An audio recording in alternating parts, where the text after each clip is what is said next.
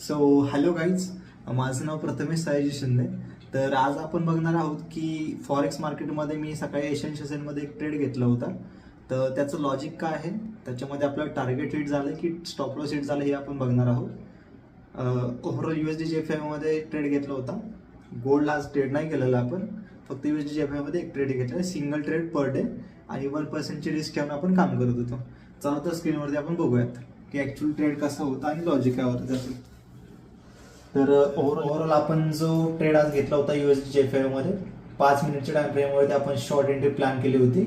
According to plan SL आपण set केला होता 143.932 पर्यंत आणि SL TP जो आपला सेट केलेला होता तो 143.464 वरती होता. So overall risk to reward ratio बघितला आपण तर 1:2 चा रिस्क टू रिवॉर्ड रेशो आपण पकडून चाललो होतो त्याच्यामध्ये.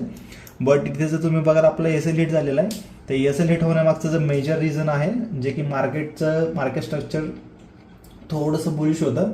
बट आपण प्लॅन केलं होतं या ब्रेकआउटवरती. इथं जर तुम्ही बघत असाल तर माझं लॉजिक असं होतं की आपण जे ट्रॅप ट्रेडिंग करतो आणि लिक्विडिटी बेसिसवरती जे आपण एंट्री घेतो त्या बेसिसनुसार मी इथं एक हा जो हायर हाय, हायर लो, हायर हाय, हायर लो, हायर हाय, हायर लो आणि पाठीमागच्या साईडून एक जो रेजिस्टन्स येत होता प्लस हा जो ट्रेंड लाईन आहे त्याला ब्रेक केलं होतं मार्केटनं. सो माझा एक असा व्ह्यू होता की या ट्रेंड लाईनला ब्रेक केल्यानंतर मार्केट बायर्सला लिक्विडेट करेल, त्यांची जे पोझिशन्स आहे ते ग्रॅब करेल आणि मार्केट डाऊन साईडला येईल. एक after half an hour market माझ्या डायरेक्शनला आलं सुद्धा होतं. बट मी ट्रेलिंग एसएल ट्रेल नव्हता गेला, त्याच्यामुळे मार्केट पुन्हा रिव्हर्स झालं आणि माझा स्टॉप लॉस हिट करून गेलं. तर ओव्हरऑल बघितलं तर थोडंसं डायरेक्शनला गेलं होतं, बट मार्केटनं सस्टेन नाही केलं.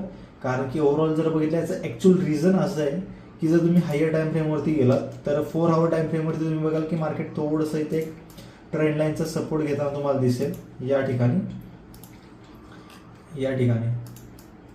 इथे तुम्हाला एक ट्रेंड लाईनचा सपोर्ट घेताना दिसेल ओव्हरऑल या ट्रेंड लाईनवरती. तर इथे काय केलं, मार्केटने एक लिक्विडिटी स्वीप केली आहे मेजर टाइम फ्रेमवरती, हायर टाइम फ्रेमवरती.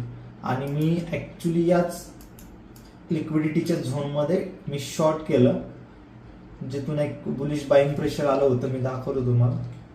तो ओव्हरऑल इथे 1 आवरच्या टाइम फ्रेमवरती बघू शकता हे ट्रेंड लाईन ब्रेक होऊन एक लिक्विडिटी इथं क्रॅप झाली आहे आणि ॲक्च्युअल जिथून मार्केट अप जाणार होतं मी तिथे शॉर्ट केलेलं आहे.